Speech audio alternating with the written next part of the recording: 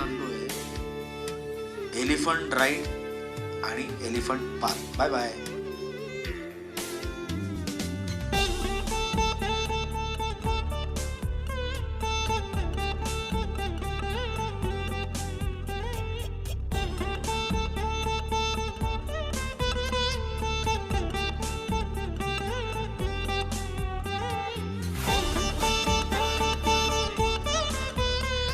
थोडंसं घाबरलो होतो, नंतर आमचा मित्रच झाला, त्याचं नाव सीता.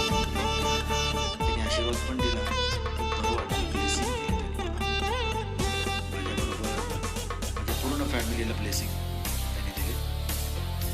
खूप छान वाटलं, थोडं पॉझिटिव्ह वाईब्स आल्या. त्याच्यानंतर आमचा माऊस जी काय भाषा बोलत होता फक्त त्या सीताला कळत. पण खूप मजा आली या राईडला.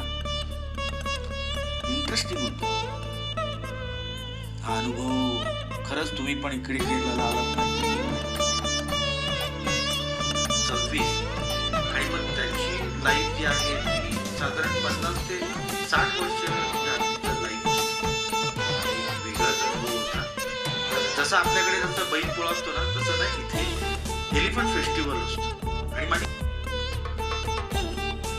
इच्छा होती की एलिफंट बात घ्यायचं. हे बघा छान वाटलं, मजा आली.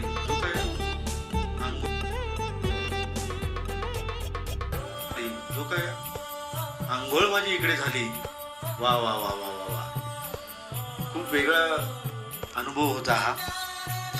माझी मुलगी तर फुल एन्जॉयच करत होती.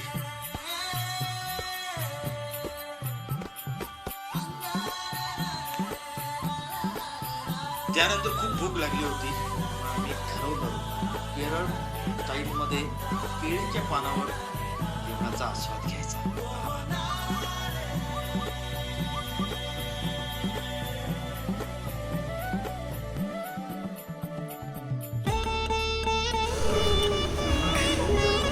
केरळी जेवताना आपल्या बाजूला पापड असते, खीर असते आणि केळं आपण जेवण झाल्यानंतर इकडे अशी पद्धत आहे, पापड जर इकडे खाली कर, पापडमध्ये खीर आहे आणि ही केळं आहे.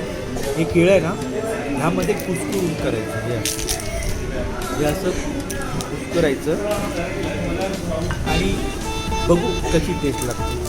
हे हमारे जो है बताइए, ये टेस्ट कर